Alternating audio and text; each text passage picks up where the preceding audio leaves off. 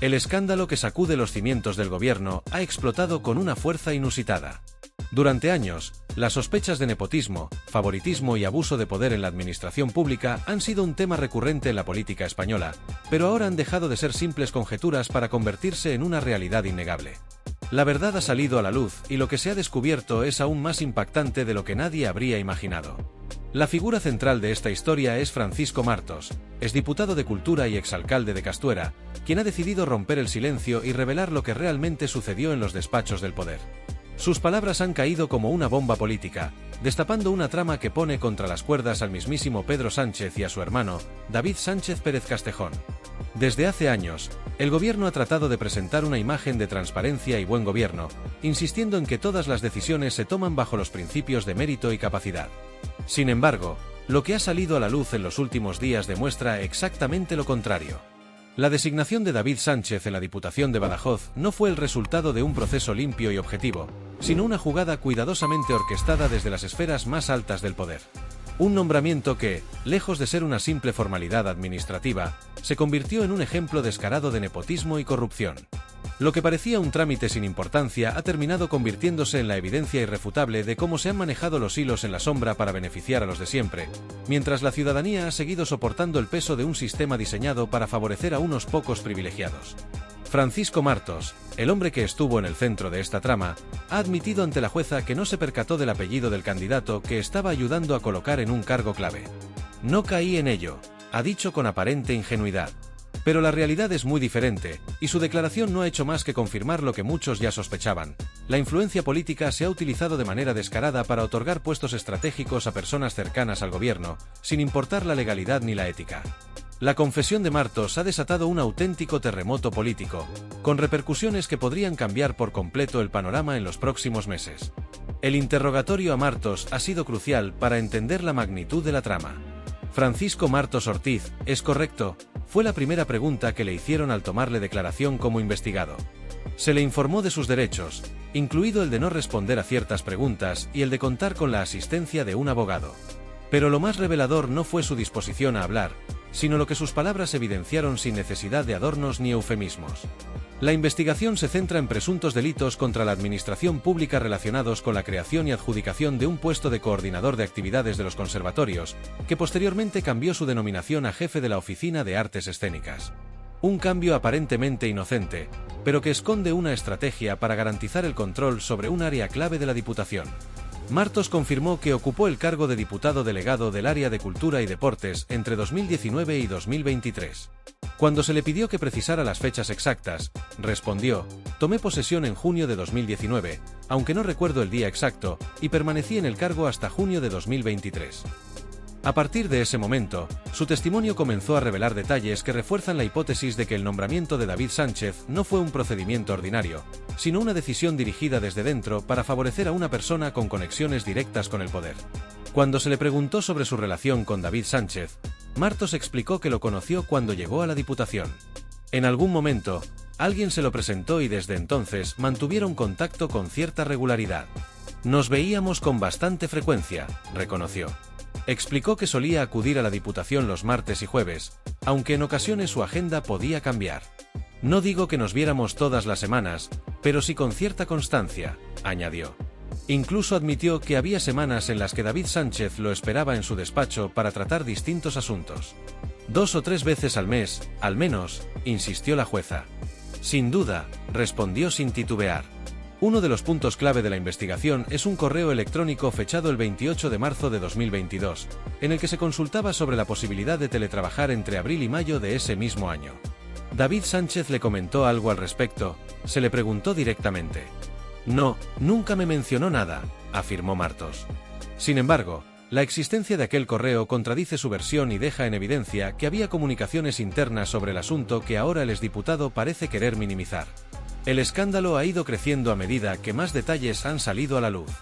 No se trata solo de un caso aislado de nepotismo, sino de la confirmación de que el gobierno ha estado operando bajo una estructura en la que los intereses personales y políticos han prevalecido sobre los principios de transparencia y legalidad. La revelación de Martos ha destapado una práctica que, aunque muchos sospechaban, ahora tiene pruebas concretas que la respaldan. El impacto de esta confesión ha sido inmediato. La oposición ha exigido explicaciones urgentes y ha pedido la comparecencia de los implicados en el Parlamento. Mientras tanto, el gobierno ha tratado de restar importancia al asunto, argumentando que se trata de un intento de desprestigio impulsado por sectores contrarios a la actual administración. Sin embargo, la magnitud del escándalo hace que esta estrategia sea cada vez menos efectiva. En los últimos días, las redes sociales han sido testigos de una auténtica explosión de indignación. Miles de ciudadanos han utilizado sus plataformas para expresar su descontento, compartiendo información, exigiendo respuestas y pidiendo justicia. Lo que comenzó como una serie de rumores ha escalado hasta convertirse en un auténtico terremoto político, sacudiendo los cimientos del gobierno y poniendo en tela de juicio la integridad de un sistema que, para muchos, está diseñado para proteger a los poderosos mientras los ciudadanos de a pie siguen soportando las consecuencias. La presión social no deja de aumentar y cada nueva revelación aviva aún más el fuego del escándalo. El malestar ciudadano no es nuevo. Durante años, la sociedad española ha visto con impotencia cómo la corrupción, el nepotismo y el tráfico de influencias se han convertido en parte del paisaje político. Sin embargo, lo que diferencia este caso de otros anteriores es la magnitud de las pruebas, la contundencia de los testimonios y la creciente certeza de que esta vez, la verdad es demasiado grande para ser ignorada. La impunidad que ha caracterizado tantos otros escándalos políticos parece estar en jaque, y muchos se preguntan si finalmente habrá una rendición de cuentas real o si, una vez más, el poder logrará blindarse contra cualquier intento de justicia. El epicentro de este terremoto es la revelación de una serie de maniobras que han salido a la luz gracias al testimonio de Francisco Martos, exdiputado de Cultura y alcalde de Castuera, quien ha ofrecido una declaración que ha puesto contra las cuerdas al mismísimo presidente del gobierno, Pedro Sánchez, y a su hermano, David Sánchez. Según Martos, el nombramiento de David Sánchez en la Diputación de Badajoz no fue una simple decisión administrativa, sino un movimiento calculado, diseñado para favorecer a una persona con vínculos directos con el presidente. Lo que en su momento se intentó hacer pasar por un procedimiento rutinario ha sido desenmascarado como un caso flagrante de nepotismo, una maniobra orquestada con impunidad para colocar a un familiar del presidente en un puesto clave dentro de la administración pública. Lo más inquietante de todo es que este caso podría ser solo la punta del iceberg. Las investigaciones en curso apuntan a la existencia de una red mucho más amplia de favoritismos y concesiones irregulares dentro de la administración pública. Se han filtrado documentos que sugieren que el nombramiento de David Sánchez no fue un hecho aislado, sino parte de un patrón sistemático en el que se han beneficiado amigos, familiares y aliados políticos a lo largo de los años. Se ha comenzado a hablar de reuniones clandestinas, de presiones a funcionarios para que firmen documentos sin cuestionarlos, de contratos adjudicados sin licitación y de una estructura de poder que opera en las sombras para asegurarse de que los privilegios queden en las mismas manos. El impacto de estas revelaciones no se ha limitado a la esfera política. La ciudadanía ha reaccionado con una furia que pocas veces se ha visto en la historia reciente. En cuestión de días, han surgido movimientos ciudadanos que exigen transparencia y justicia. Manifestaciones espontáneas han comenzado a organizarse en varias ciudades del país, donde miles de personas han salido a las calles con pancartas y consignas pidiendo explicaciones. En Madrid, Barcelona, Valencia y Sevilla, las plazas se han llenado de ciudadanos indignados que, con megáfonos en mano, denuncian la corrupción y exigen dimisiones. La presión popular crece con cada hora que pasa, y la sensación de que algo grande está por suceder se hace cada vez más palpable. La conversación no se ha limitado a las calles. En los platós de televisión, los debates políticos han alcanzado un nivel de intensidad inusual. Analistas, periodistas y expertos intentan desentrañar las implicaciones de este escándalo y especulan sobre lo que podría suceder en los próximos días. Algunos argumentan que el gobierno está en una posición insostenible y que la única salida es una depuración interna, con ceses y dimisiones de alto nivel. Otros creen que el sistema de protección mutua dentro de la clase política evitará que se tomen medidas drásticas y que, al final, el caso se diluirá entre promesas de transparencia y reformas que nunca llegarán. Pero lo que nadie puede negar es que el malestar ciudadano ha alcanzado un punto crítico, y si no se toman medidas contundentes, el descrédito de las instituciones será aún mayor. A medida que avanzan las investigaciones, el papel de la justicia cobra un protagonismo crucial. La gran pregunta que muchos se hacen ahora es hasta dónde llegará la acción judicial. ¿Se tomarán medidas ejemplares contra los implicados o será este un caso más en la larga lista de escándalos que terminan sin consecuencias reales? En los tribunales, las declaraciones de testigos clave, la revisión de documentos y la presión de la opinión pública están generando un clima de tensión que podría desembocar en acciones sin precedentes. En algunos sectores, se habla incluso de la posibilidad de abrir procesos judiciales contra figuras de alto rango dentro del gobierno. La historia de Francisco Martos y David Sánchez es mucho más que un episodio de corrupción aislado. Es el reflejo de un sistema que, durante demasiado tiempo, ha operado bajo reglas que favorecen a unos pocos mientras la mayoría observa impotente. Es la historia de cómo el poder ha sido utilizado para beneficiar a una élite mientras el resto de la población enfrenta una realidad marcada por la incertidumbre económica, los recortes en servicios públicos y la sensación de que la justicia no es igual para todos. Pero esta vez, la situación parece distinta. Esta vez, las pruebas son demasiado claras, la indignación demasiado grande y la presión demasiado fuerte como para que el caso sea ignorado o archivado sin consecuencias. La gran incógnita ahora es qué pasará en los próximos días. ¿Habrá consecuencias reales o, una vez más, el poder logrará protegerse a sí mismo? ¿Se verá el presidente obligado a tomar medidas drásticas para contener el daño o intentará minimizar la crisis con declaraciones vacías y promesas que nunca se cumplirán? La respuesta a estas preguntas determinará no solo el desenlace de este escándalo, sino el futuro de la confianza de la ciudadanía en sus instituciones. Lo único cierto es que la sociedad española está viviendo un momento crucial. Los ciudadanos están atentos, los medios investigan, la justicia avanza y la política tiembla. Este no es un caso más, es una prueba de fuego para el sistema. Y ahora, todo el país espera ver si, finalmente, la verdad logrará imponerse sobre el poder. ¿Tiene usted conocimiento de si esta plaza fue creada específicamente para esta persona en cuestión o si el proceso de adjudicación siguió los procedimientos administrativos establecidos? ¿Sabe cómo se llevó a cabo la designación o qué criterios se tomaron en cuenta para la creación de este puesto? Sinceramente, no tengo información al respecto. Lo que sí puedo decir es que conozco a Ángel porque he coincidido con él en la Diputación, además de que ha trabajado en diversas áreas relacionadas con la música y las artes escénicas, como usted menciona. Sin embargo, no tengo idea de cómo se incorporó a su cargo actual ni de qué manera fue seleccionado para ocupar ese puesto. Tampoco sé si sigue desempeñando funciones en este ámbito o si su situación ha cambiado en los últimos meses. ¿Tiene constancia de si este individuo, antes de desempeñarse en el área de actividades culturales, juveniles y deportivas, ya formaba parte de la Diputación pero en otro departamento que no estuviera vinculado directamente con la cultura? Desconozco totalmente esa información. No puedo confirmar si previamente estaba adscrito a otra área diferente, ni si su trayectoria dentro de la Diputación pasó por otros departamentos antes de asumir el rol que ocupa actualmente. En relación con la plaza de técnico superior de formación, ¿podría indicar si en algún momento tuvo usted participación en su proceso de creación? ¿Solicitó de alguna manera la apertura de este puesto? ¿Firmó algún documento oficial relacionado con su establecimiento o su asignación? Considero que, si esta persona está desempeñando funciones en la Diputación, es porque debe existir un contrato que respalde su vinculación laboral. No obstante, si se me pregunta si yo tuve una intervención directa en el procedimiento que llevó a su adjudicación, la verdad es que no puedo afirmarlo con certeza. Ahora bien, permítame formularle otra pregunta en relación con un nombre concreto, Luis María Carrero Pérez. ¿Le resulta familiar esta persona? No, no tengo ningún conocimiento sobre él. Según los registros oficiales de la Diputación, esta persona aparece en el organigrama institucional como jefe de una sección que fue creada en el año 2023, denominada Coordinación de Centros y Programas de Actividades Transfronterizas. ¿Sabe usted algo sobre la existencia de esta sección en particular o sobre el proceso de designación de esta persona en dicho cargo? Francamente, no tengo ninguna información sobre este asunto. Si su nombramiento tuvo lugar en 2023 y yo estuve en la Diputación hasta junio de ese mismo año, no tengo forma de saber qué ocurrió en los meses posteriores a mi salida. No tengo constancia de cómo se produjo su asignación ni de cuáles fueron los criterios utilizados para justificar la creación de esta sección. Entonces, ¿puede afirmar con seguridad que nunca participó en el proceso de establecimiento de esta nueva sección ni en la designación de Luis María Carrero Pérez en su cargo? Así es. Puedo asegurar sin ningún tipo de duda que no tuve ninguna intervención en ese procedimiento. Otro nombre que quiero plantearle es el de Javier González Pereira. ¿Le resulta conocido? Sí, sí lo conozco.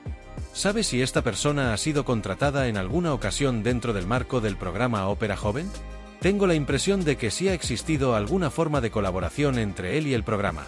Es cierto que la Sociedad Filarmónica tenía una relación bastante estrecha con la Diputación, por lo que no me extrañaría que hubiera algún tipo de vínculo con Ópera Joven. Ahora bien, si Javier González Pereira tuvo un contrato formal con la Diputación, ¿en qué términos se estableció dicho acuerdo o bajo qué modalidad contractual fue vinculado? Lo desconozco por completo. ¿Podría confirmar si en algún momento firmó algún contrato directamente con esta persona? No, no tengo conocimiento de haber suscrito ningún contrato con él. Si existió un acuerdo con la Sociedad Filarmónica y, como consecuencia de ese convenio, Javier estuvo involucrado de alguna manera, es algo que no puedo precisar. Lo que sí puedo afirmar es que yo no gestioné personalmente ninguna contratación con él. En relación con el procedimiento de reorganización de puestos dentro de la Diputación, ¿sabe usted qué trámites administrativos específicos se llevaron a cabo en este proceso? ¿Tiene constancia de si el señor David Sánchez fue notificado formalmente sobre un posible cambio en la denominación de su puesto? Considero que lo lógico es que, cuando se modifica el nombre de un cargo que ocupa una persona, se le informe de manera oficial. No sabría decir con certeza en qué momento exacto se le comunicó ni cuál fue el procedimiento utilizado para ello, pero supongo que en algún punto del proceso se le debió notificar, ya que no tendría sentido que un cambio de esta magnitud se realizara sin conocimiento del afectado. Durante el tiempo en que usted ocupó su cargo, ¿qué tipo de relación tenía con David Sánchez? ¿Podría describir con mayor precisión los encuentros que tuvo con él, los temas que trataron y las circunstancias en las que se producían esas reuniones? Sí, durante mi tiempo en la Diputación coincidí en varias ocasiones con David Sánchez. Como mencioné anteriormente, mantuvimos diversas reuniones en el Conservatorio Superior. Algunas de ellas tuvieron lugar en la sala de profesores, un espacio donde solían reunirse los docentes y otros profesionales vinculados a la institución para coordinar cuestiones académicas y administrativas. Sin embargo, en otras ocasiones, nuestras reuniones se llevaron a cabo en la biblioteca del conservatorio, un ambiente más propicio para la consulta de documentos y el desarrollo de conversaciones en un entorno más tranquilo y silencioso. No puedo precisar con absoluta exactitud en qué lugar se produjo cada uno de nuestros encuentros, ya que a lo largo del tiempo mantuvimos varias reuniones en función de la necesidad del momento y de la disponibilidad de los espacios dentro del conservatorio. Algunas veces nos encontrábamos por cuestiones formales, como la planificación de actividades o la gestión de proyectos en los que de alguna manera estábamos involucrados, mientras que en otras ocasiones nuestras reuniones surgían de manera espontánea, cuando coincidíamos en algún evento o necesitábamos discutir algún tema urgente. En algunas de estas reuniones estuvimos solamente él y yo, tratando temas específicos sobre la gestión cultural y el desarrollo de proyectos relacionados con la música y las artes escénicas. Sin embargo, en otras oportunidades participaron también otras personas que estaban vinculadas a estos ámbitos. Recuerdo, por ejemplo, que en algunos encuentros estuvo presente Evaristo, con quien coincidíamos en la coordinación de ciertos aspectos administrativos o artísticos. También tengo memoria de la presencia de Yolanda en algunas ocasiones, aunque no podría precisar con exactitud en cuántas reuniones participó ni con qué frecuencia. Además de los encuentros en el Conservatorio Superior, también nos reunimos en el Conservatorio Profesional en determinadas circunstancias. Estas reuniones no eran tan frecuentes, pero en ocasiones resultaba necesario acudir a este otro centro para tratar asuntos específicos. En esos casos, nos reuníamos en función de las necesidades del momento y de los temas que requerían nuestra atención. ¿Hubo reuniones con él en lugares diferentes a estos que menciona? Sí, muchas veces nuestras conversaciones y reuniones tuvieron lugar en mi despacho. De hecho, podría decir que una parte significativa de nuestra relación profesional transcurrió en ese espacio. No era inusual que él tuviera que acudir a mi despacho para tratar asuntos urgentes o para dar seguimiento a temas que habíamos discutido previamente. A veces, David tenía que esperarme allí hasta que pudiera atenderlo, lo que en algunas ocasiones resultaba un tanto tedioso debido a la cantidad de asuntos administrativos que debía gestionar diariamente. Sin embargo, él comprendía que mi disponibilidad dependía de múltiples factores, y solía ser paciente cuando tenía que esperar. En mi despacho abordábamos una gran variedad de temas, desde cuestiones administrativas hasta la planificación de eventos culturales. A menudo hablábamos sobre la organización de conciertos, actividades formativas y proyectos artísticos en los que la Diputación tenía algún tipo de implicación. En algunas reuniones discutimos sobre las necesidades del conservatorio, sobre posibles mejoras en la gestión de recursos y sobre la coordinación de determinadas iniciativas que buscaban impulsar el ámbito musical y artístico dentro de la provincia. No obstante, debo aclarar que no todas las reuniones tenían un carácter formal o protocolario. En algunas ocasiones, nuestras conversaciones giraban en torno a cuestiones generales sobre el estado de la cultura en la Diputación, sobre el impacto de determinadas políticas en la música y las artes escénicas, o sobre los desafíos que enfrentaban los profesionales del sector en aquel momento. En otras oportunidades, nuestras reuniones no surgían como encuentros planificados, sino que se daban de manera espontánea cuando él pasaba por mi despacho y aprovechábamos para intercambiar ideas o resolver cuestiones pendientes. A veces, una simple conversación informal podía derivar en la toma de decisiones sobre aspectos relevantes para la gestión cultural. Finalmente, ¿Tiene alguna información sobre la relación que pudo haber existido entre David Sánchez y el presidente de la Diputación, el señor Gallardo? Sobre este punto, debo ser completamente honesto, no tengo ninguna información relevante. No tengo constancia de que entre ellos existiera algún tipo de relación más allá de la que pudiera derivarse del marco institucional en el que ambos desempeñaban sus funciones. Nunca fui testigo de ninguna reunión entre David Sánchez y el presidente Gallardo. Tampoco tengo conocimiento de que mantuvieran contacto habitual ni de que trabajaran juntos en proyectos específicos. Si en algún momento coincidieron en algún evento oficial o en alguna reunión de carácter institucional, es algo que desconozco por completo. Lo único que puedo decir con certeza es que, durante el tiempo en que ocupé mi cargo, nunca vi una interacción directa entre ellos que me hiciera pensar que mantenían una relación de colaboración estrecha. Si existió algún tipo de comunicación entre ellos, se llevó a cabo fuera de mi conocimiento y en ámbitos en los que yo no tenía participación. Tampoco tengo información sobre si el presidente de la Diputación tuvo algún tipo de influencia en las decisiones que afectaban a David Sánchez, en su nombramiento o en cualquier otro aspecto relacionado con su trabajo dentro de la institución. Si hubo alguna intervención por parte del presidente en ese sentido, yo no tuve conocimiento de ello ni participé en ninguna conversación o gestión que pudiera indicarlo. En conclusión, mi relación con David Sánchez se limitó a los encuentros y reuniones que mencioné anteriormente, siempre en el marco de la gestión cultural y administrativa dentro de la Diputación. Más allá de eso, no tengo información sobre otras posibles relaciones que él pudiera haber mantenido con autoridades superiores dentro de la institución.